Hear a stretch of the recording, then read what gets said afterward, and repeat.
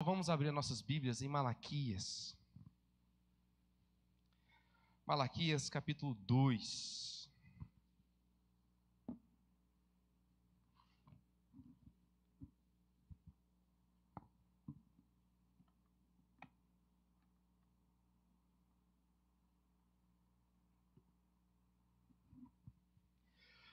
Malaquias capítulo 2, nós leremos do verso 1 até o verso de número 9.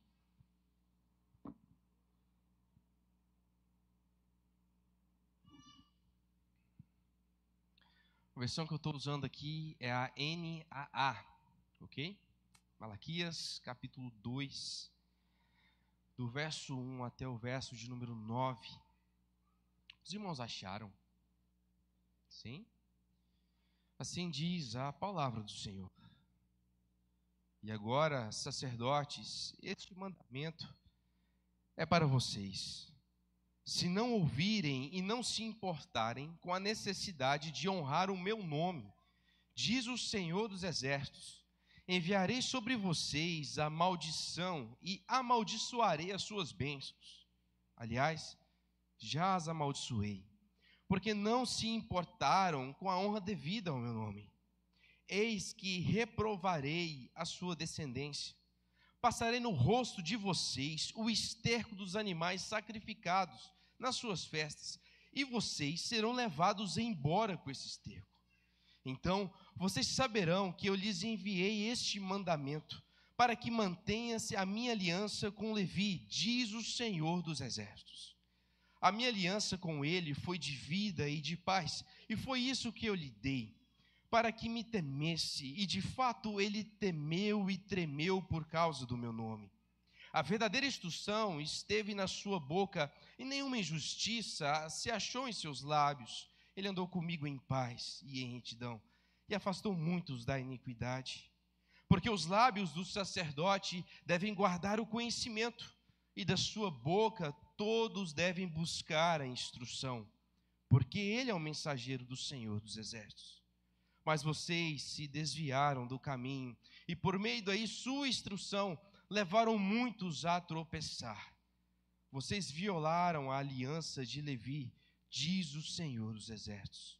Por isso, também eu os fiz desprezíveis e indignos diante de todo o povo, na medida em que vocês não guardaram os meus caminhos e se mostraram parciais na aplicação da lei. Até aqui. Oremos. Senhor, fala ao nosso coração. Acabamos de ler a Tua palavra e que ela possa ser lida e entendida por todos nós. Nos dê sabedoria, nos dê discernimento.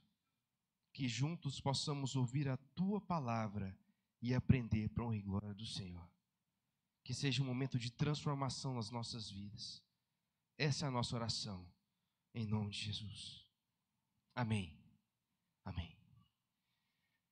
Meus irmãos, não é de hoje que vemos que possuímos péssimos exemplos de pastores. E sim, hoje eu preciso falar deles. E uma coisa que o crente faz bem é falar mal dos outros. Não é mesmo?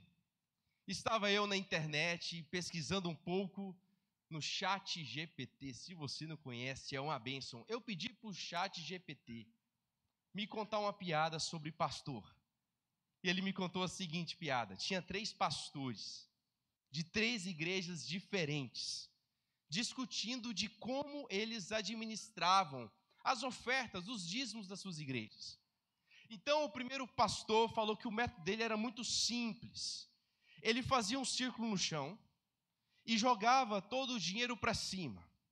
O dinheiro que caísse dentro do círculo ficava para a igreja. E o que caísse de fora ficava para ele. Aí o segundo pastor falou assim, olha, o meu método é um pouco parecido com o seu. Mas ao invés de fazer o círculo, eu faço um risco. Eu jogo o dinheiro para cima e tudo que cai à direita fica para a igreja. E a esquerda fica para mim. Mas o terceiro falou assim, não, o meu método é diferente de vocês dois. O meu método é o seguinte, eu não faço risco, eu não faço círculo, eu simplesmente jogo para cima. O que o anjo pegar é de Deus, e o que cair no chão é meu. Vocês riram, né? Já sabe, ó. Vai. Piadas como essa apenas ilustra como os levitas, como os pastores, como os sacerdotes, eles são vistos pelas pessoas. Vivemos um tempo onde aqueles que deveriam trazer luz não trazem. Pelo contrário, quando trazem parcialmente, equivocadamente, a seus interesses próprios. Vivemos um tempo onde temos muito acesso ao conteúdo das Escrituras, mas nem sempre bem exposto como deveria. Vivemos um tempo onde vemos igrejas lotadas. Isso pode ser bom para muitos, mas infelizmente, apesar de estarem lotadas de pessoas, muitas delas estão vazias do conhecimento da palavra de Deus. E não é difícil ficarmos sabendo de escândalos, de péssimos líderes, péssimos sacerdotes. Eu tenho certeza que se eu abrisse aqui agora para vocês contarem uma história ruim de algum pastor, ou de algum bispo, de algum apóstolo, provavelmente você contaria e nós ficaríamos horas ali falando desses caras. Todos nós já ouvimos falar mal de alguém, mal de algum líder, alguém que caiu. Vivemos tempos difíceis. No tempo de Malaquias, não era diferente. Naquela época, como vimos no capítulo 1, o povo não conhecia mais o Senhor como deveria. Muitos deles nem sabiam quem era Deus. E quando Deus, ousadamente, Ele manifesta o seu amor, eles viram para Deus também, respondendo: Senhor, como o Senhor nos ama? E não só isso, Deus, Ele demonstra todo o seu amor, desde o começo até o final. E o povo ainda questiona: é dessa forma como você nos ama? Desde o início do capítulo 1, vemos um Deus preocupado com o povo, mas um povo não preocupado com Deus. Mas agora, no capítulo 2, dando sequência ao capítulo 1, percebemos que muitos desses povos estavam perdidos, porque eles não haviam sido ensinados da forma adequada. Os seus líderes, os seus sacerdotes, os ministros da palavra não eram tão bons assim. Mas o nosso Deus é tão gracioso, que com a sua graça, com o seu poder, com a sua soberania, Ele fez com que as máscaras desses líderes caíssem. E com base nesse texto hoje, iremos refletir quando as máscaras caem. Quando as máscaras caem. Vamos lá? Voltemos a nossa atenção ao texto, verso 1 ao verso 3. Diz assim a palavra: e agora, sacerdotes, este mandamento é para vocês. Se não ouvirem e não se importarem com a necessidade de honrar o meu nome, diz o Senhor dos Exércitos, enviarei sobre vocês a maldição, e amaldiçoarei as suas bênçãos. Aliás, já as amaldiçoei, porque vocês não se importaram com a honra devida ao meu nome. Eis que reprovarei a sua descendência, e passarei no rosto de vocês o esterco dos animais sacrificados nas suas festas, e vocês serão levados embora com este ser. Quando as máscaras caem, quando o Senhor faz essas máscaras cair, Ele demonstra que esses líderes, os sacerdotes, os ministros da palavra naquela época, eles não estavam exercendo o seu papel. Tá, mas qual era o seu papel? Era dar glória a Deus, glorificar o nome do Senhor, trazer a ênfase no Senhor, mas eles não estavam fazendo. O que eles faziam? O próprio Deus diz: eles estavam desprezando, eles não se importavam com a necessidade de honrar ao Senhor. E o Senhor mostra: vocês estão desprezando o único objetivo da vida de vocês. Vocês não estão fazendo o único papel que vocês devem fazer, que é glorificar ao Senhor. Esses ministros, esses sacerdotes, eles não estavam dedicando a sua adoração a Deus. E podemos aqui conjecturar várias possibilidades. Talvez alguns deles já estavam cansados de servir. Talvez outros estavam cansados de trabalhar. Mas alguns, talvez, não queriam trazer a glória para Deus. Queriam que o nome deles fosse lembrado. Então Deus exorta eles, mostrando que não é assim que se faz. Que se eles não mudassem, se eles parassem de desprezar, as coisas seriam diferentes. Mas se eles continuassem desprezando, deixando de dar a honra a Deus, coisas ruins aconteceriam. E qual seria a coisa ruim? Deus iria amaldiçoar esses ministros. Deus iria transformar a bênção desses ministros em maldição. Certa vez, Charles Spurgeon disse que o maior instrumento de Satanás dentro da igreja é o ministro infiel. E eu concordo com ele. Satanás tem levantado muitos homens e mulheres para ministrar a palavra, mas que são infiéis à palavra. Satanás tem levantado muitos homens e mulheres para pregar o evangelho, mas não pregam, porque eles querem fazer outras coisas, não querem glorificar ao Senhor. Mas por que Deus, então, está fazendo cair essas máscaras? Por que Deus, então, está chamando a atenção deles? Porque eles não estavam cumprindo o papel, a vocação, o chamado deles. E eles achavam que estavam agregando, somando. Eles achavam que estavam sendo úteis, mas não estavam. Porque, segundo alguns comentaristas, ao oferecer sacrifícios, eles não escolhiam os animais perfeitos, eles escolhiam qualquer tipo de animal. Podia ser animal manco, poderia ser animal doente, cego, poderia ser qualquer tipo de animal, para fazer aqueles sacrifícios que nós sabemos. Eles não tinham critérios, não usavam a palavra como um crivo, como algo para ser analisado, simplesmente faziam. E desde o início, Deus estabeleceu como fazer e onde fazer. E é interessante que todos os sacrifícios eram feitos de uma forma, onde uma parte do sacrifício era separada para um lugar e a outra parte para outro lugar. Por exemplo, a parte das carnes iam para dentro do santuário e a parte dos estrumes, das entranhas, iam para fora. E ambas as partes seriam consumidas pelo fogo. Porém, esses homens, já pela canseira da fé, ou enfim, o que está acontecendo, eles não estavam mais cumprindo os critérios. E estavam fazendo provavelmente tudo no mesmo lugar. Ao ponto do Senhor dizer: eu vou pegar a cara de vocês e vou esfregar nesse esterco que não era para estar aí, e eu vou tirar vocês juntos com ele para fora, o lugar onde vocês deveriam estar. Demonstrando que o nosso Deus, apesar de tudo, é um Deus zeloso, que valoriza o seu santo nome.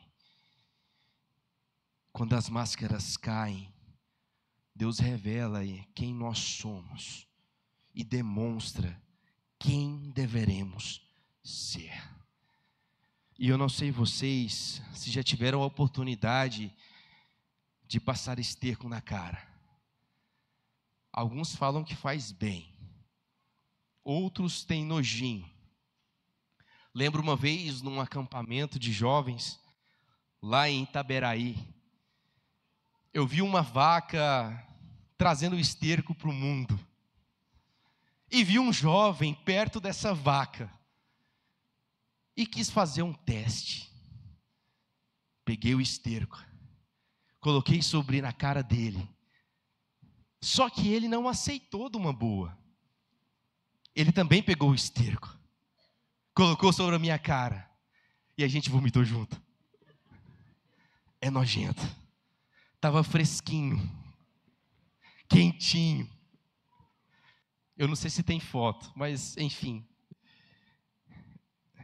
Não é agradável.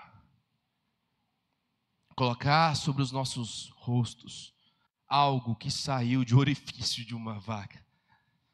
Mas os sacerdotes, eles estavam merecendo isso. Por que eles mereciam? Porque ao invés de trazer luz ao povo, eles estavam trazendo trevas. Ao invés de trazer conhecimento, eles estavam trazendo ignorância. Ao invés de ensinarem a verdade, eles manipularam a mentira. Mas não é isso que acontece hoje em dia.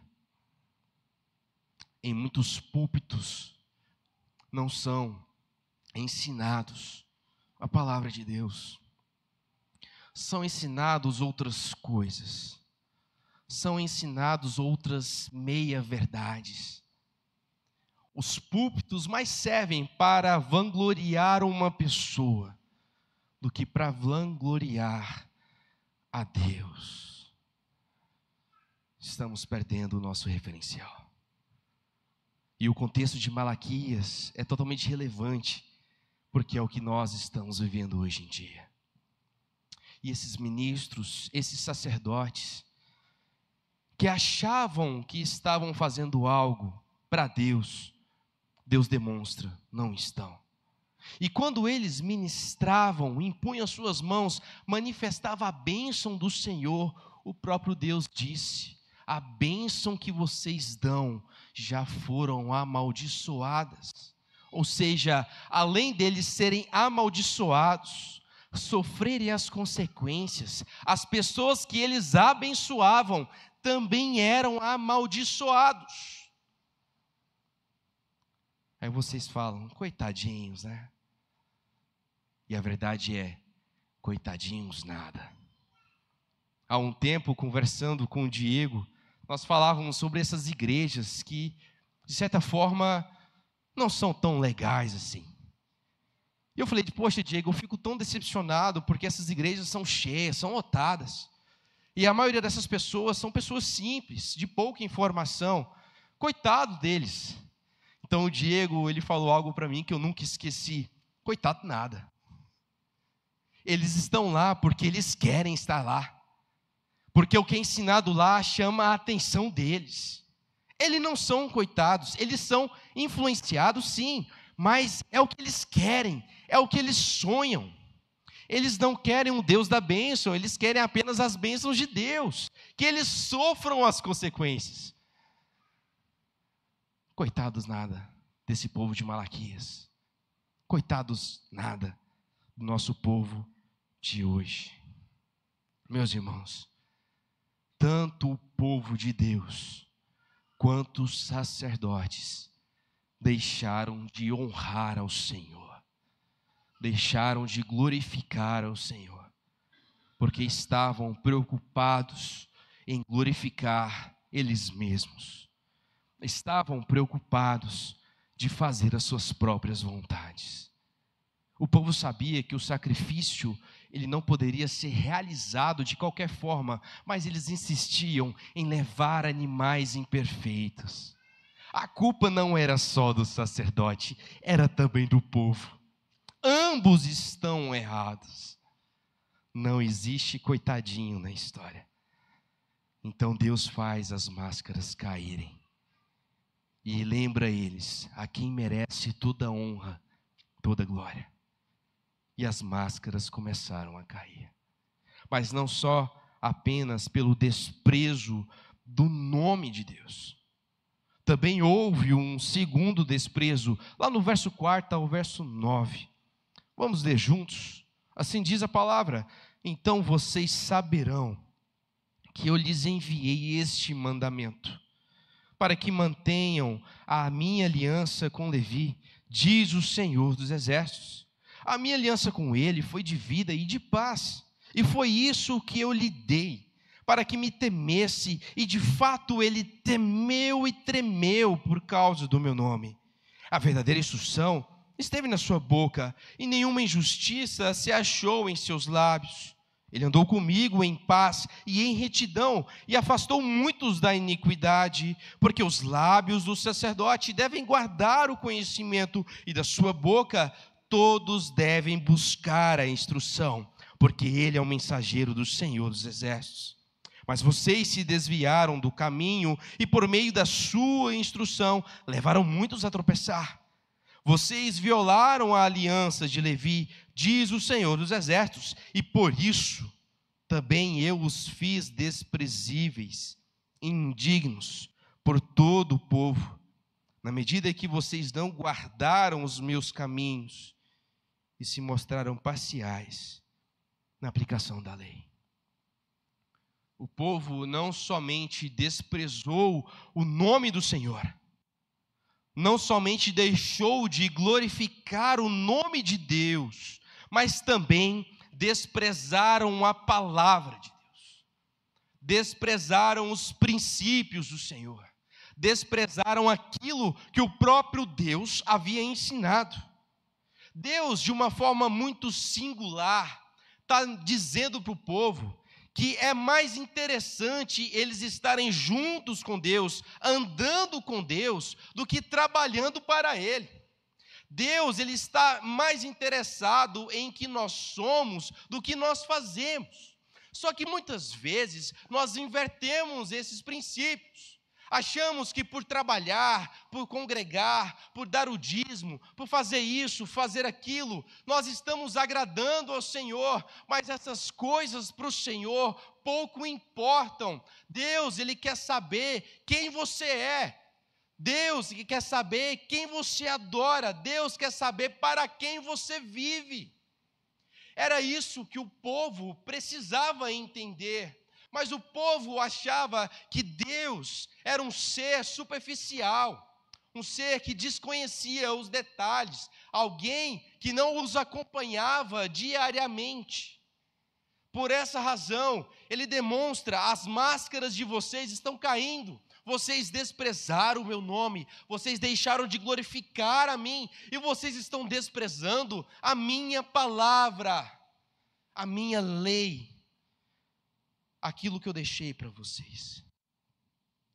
E aqui envolve sérios problemas, porque se nós desprezamos a palavra de Deus, se nós não vivemos de acordo com a palavra do Senhor, possivelmente nós não iremos temer a esse Deus, possivelmente nós deixaremos de conhecê-lo, nós deixaremos de estar perto, deixaremos de ser íntimos. Se nós desprezamos a palavra, nós não o conheceremos. Afinal, a verdade veio para libertar. Mas quem não conhece a verdade, não é liberto. O povo estava desprezando a lei do Senhor. Estava desprezando a palavra do Senhor. E estavam achando que estava tudo bem. Mas Deus fala: não está. Não está tudo bem. Meus irmãos, há uma profunda conexão daquilo que o homem faz com aquilo que o homem acredita.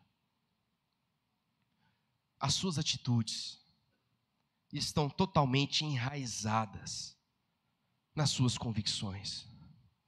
O que você faz está totalmente relacionado com aquilo que você acredita.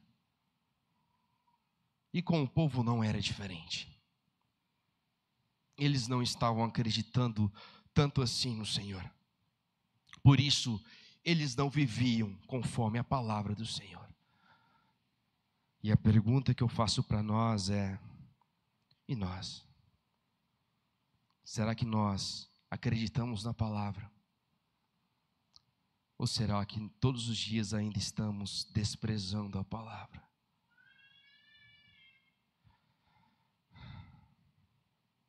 Não há nada de novo debaixo do sol.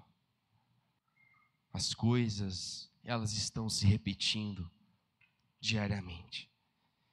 E esses homens, os sacerdotes, estavam preferindo alimentar o povo de Deus com os restos, ao invés de apresentar o banquete do Pai. Quantas vezes nós nos acostumamos em comer os restos? Quantas vezes nós dedicamos a nossa vida para comer o banquete? Quer um exemplo disso? Quanto tempo você tem com Deus durante a sua semana? Quanto tempo você dedica em oração? Quanto tempo você dedica em leitura bíblica? Quanto tempo você dedica em aprender uma doutrina? Quanto tempo você dedica para orar por alguém? Quanto tempo você dedica para interceder pela sua casa? Para interceder pela sua família, interceder pela sua cidade, pelo seu país? Quanto tempo? Quanto tempo você procura aprender a palavra, para ensinar a palavra? Quanto tempo? Talvez muitos de nós faríamos a seguinte resposta: olha, não tem sido muito tempo, já estou bem servido no domingo à noite. Quando vou no domingo à noite? Pouco, é muito pouco. Desprezaram a palavra de Deus. Desprezaram aquilo que era essencial para a vida deles. E o desprezo pela palavra faz com que as pessoas sejam levadas a qualquer tipo de vento de doutrina. O desprezo por conhecer a palavra faz as pessoas serem enganadas por qualquer tipo de ensino. O desprezo pela palavra faz as pessoas viverem vidas totalmente erradas. O desprezo pela palavra transforma o povo de Deus em massa de manobra do diabo. O desprezo da palavra. Eles estavam desprezando. Eles estavam não só deixando de honrar a Deus, mas estavam desprezando a palavra do Senhor. E agora, gente? O que acontece? Acontece que Deus, de uma forma singular, está ensinando o povo como voltar a ser conforme a palavra dele. Voltemos os nossos olhos lá no verso de número 1. Aliás, 2. Se você fechou sua Bíblia, abra novamente.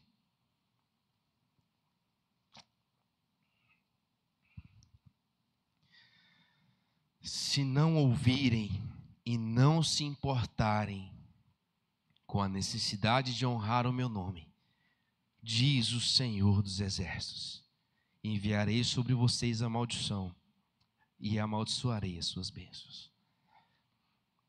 Muitos olham para Deus como um grande ditador, não é?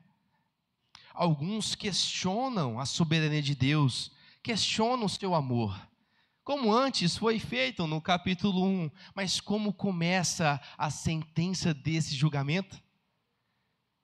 Se prestaram atenção. Se, mais uma vez, se vocês não ouvirem, se vocês não se importarem, coisas ruins acontecerão. Vocês estão avisados. Mas se vocês mudarem, se vocês ouvirem, se vocês se importarem, eu continuarei sendo o Deus de vocês, o Deus de tantas bênçãos que tanto nós conhecemos. Sim. E sabe qual que é o problema? O sim não era só para eles, é para vocês também, é para mim, é para todos nós. Agora vocês sabem, agora vocês ouviram, e agora vocês vão reagir, importando ou não. Se antes Deus fez cair a máscara daqueles homens, mas hoje Deus fez cair as nossas máscaras. Porque muitas vezes achamos que somos religiosos, somos espirituais, mas na verdade estamos tão longe de sermos segundo a vontade do Senhor. Quantas vezes nós ouvimos a palavra de Deus e simplesmente ignoramos? Quantas vezes nós aprendemos a palavra e simplesmente não importamos? Se vocês não ouvirem e não importarem, as coisas ficarão difíceis. E agora, gente, o que o texto quer nos ensinar? Quer nos ensinar sobre o sacerdócio. Aí você pode falar, mas esse problema é seu. Você que é o sacerdote da igreja, esse problema é do Juliano. Acabou de voltar de férias, tá? Renovado. Esse problema é dos presbíteros, eles são os nossos líderes. Eu não preciso me importar com isso. Eu não sou um sacerdote, os sacerdotes são vocês. E aqui está um problema, meu irmão. Aqui está um problema, minha irmã. Nós cremos, de acordo com a nossa doutrina, que quando Jesus morreu e Jesus ressuscitou, o véu se rasgou. Antes, a presença do Senhor, de uma forma especial, era concentrada num só lugar, agora está em todos os lugares. Antes precisávamos de homens para interceder por nós, mas hoje não, as coisas mudaram. Antes precisávamos de alguém para fazer algo pela gente, mas hoje não, porque hoje todos nós somos os sacerdotes do Senhor. Hoje todos nós somos responsáveis por interceder pelo povo de Deus. Hoje todos nós somos responsáveis para cuidar da casa do Senhor. Hoje isso é uma incumbência para todos nós. Então essa advertência, ela não é apenas para mim e para o Juliano. O problema agora é nosso, gente. O problema é nosso, não é só meu e dele, é nosso como igreja. Mas ainda queremos terceirizar a responsabilidade. Queremos deixar para apenas alguns. Mas não é problema de alguns. É problema de todos nós. Afinal, todos nós somos sacerdotes de Deus. Esse problema para você, homem e mulheres, me ajuda. Pode cobrar do seu marido, pode cobrar do seu pai, do seu irmão. Esse problema para você, homem. Você é o sacerdote da sua casa, cara. Você é o sacerdote da sua família. Antes da sua mulher orar, antes da sua filha orar, antes da sua mãe orar, você tem que orar por ela. Antes delas perguntarem perguntas bíblicas para você, você já tem que chegar com a resposta para ela. Antes delas pensarem em ir para a igreja, você tem que as convidar. Você é o sacerdote da sua casa. Não terceirize isso. Você, homem, seja homem. E o diabo sabe o problema dos homens. Tanto é que ele luta para que os homens deixem de ser homens. Hoje, um dos temas centrais, mais ensinado nas igrejas reformadas, é sobre masculinidade bíblica, porque o mundo moderno, o mundo pós-moderno, tem transformado os nossos homens em não homens, femininos, delicados, não homens, homens que não oram, homens que não ensinam, homens que não aprendem. Seja homem, seja homem. Homem que puxa a responsabilidade para si. Homem que protege o seu lar das armadilhas do inimigo. Homem que pede perdão pelo pecado da sua família. Homem que se preocupa com a sua família. Homem que se preocupa com seus amigos. Homem que se preocupa com a sua cidade, com o seu país. Seja homem. É a sua hora de pegar no chifre do boi e derrubar. Para de terceirizar. Que você seja o espelho de Cristo na sua casa. Que quando as outras pessoas verem você, não vejam você, e sim Jesus que você acredita. Beba de Deus, se encha de Deus, seja homem de Deus. Seja homem. Mas calma, também tem as mulheres. Acharam que vocês iam se livrar, né? Mulheres, sejam mulheres. Tá, pastor, como? Sejam mulheres sábias.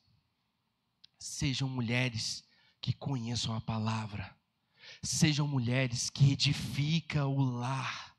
Sejam mulheres que tornam o lar um lar de verdade. Interceda pelo seu marido. Ensine a Bíblia para os seus filhos. Crie um ambiente favorável para que o seu homem aprenda a palavra de Deus. Sejam mulheres que se preocupam com a família antes de se preocuparem com o seu status, antes de se preocuparem com a sua carreira profissional. Sejam mulheres de Deus, mulheres que se preocupam com o povo de Deus, mulheres que intercedem pelo povo de Deus. Seja uma mulher de Deus. Sacerdotes, sacerdotisas, para a honra e glória do Senhor.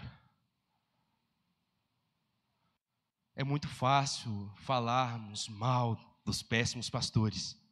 E um dia que você quiser, me chama, vamos conversar sobre isso. Mas o objetivo aqui é a gente olhar para o espelho e perceber que antes deles errarem, nós estamos errando. O problema da igreja evangélica não é a culpa apenas deles, a culpa é toda nossa.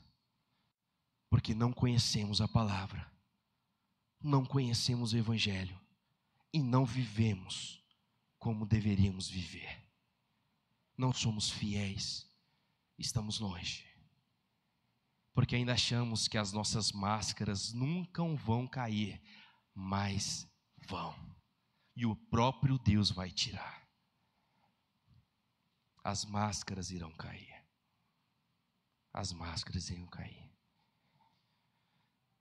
Eu não sei vocês, mas bate um desespero, né? Muitas vezes nós somos tão hipócritas.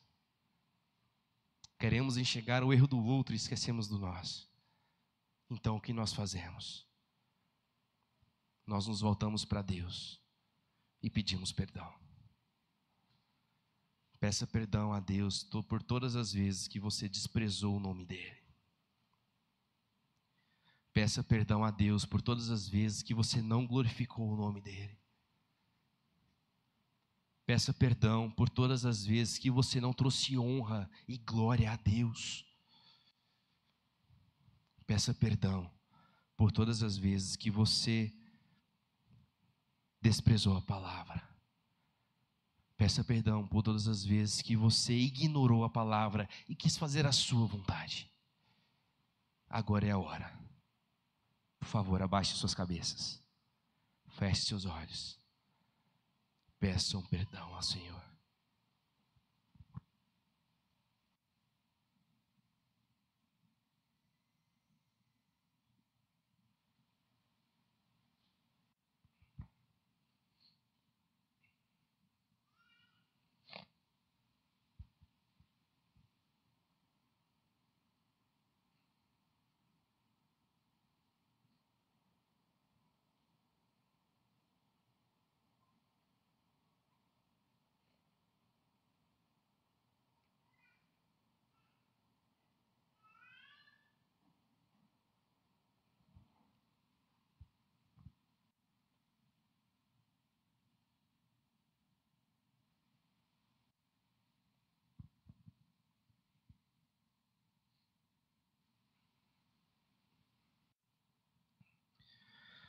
Senhor, perdão pelas nossas falhas.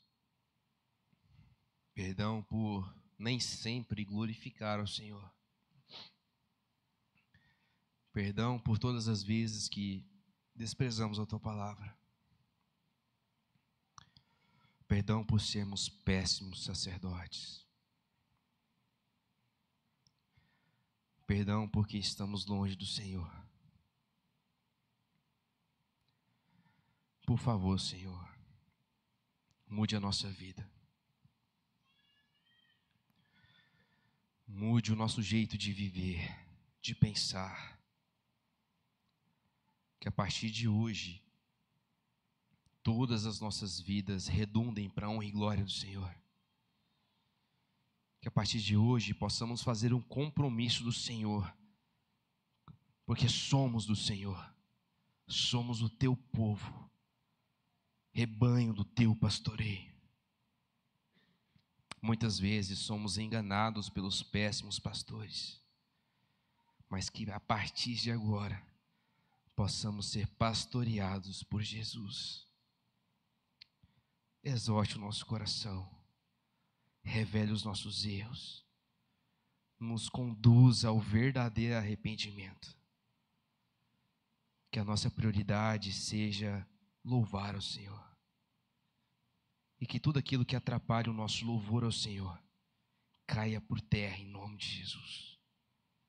Essa é a nossa oração, em nome dEle. Amém.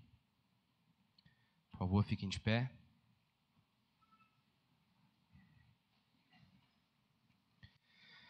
Que a graça do Senhor Jesus, o amor de Deus, o Pai, a consolação do Santo Espírito do Senhor esteja com todos nós até o dia que Ele vem nos buscar. Amém. Uma boa semana. Que Deus te abençoe.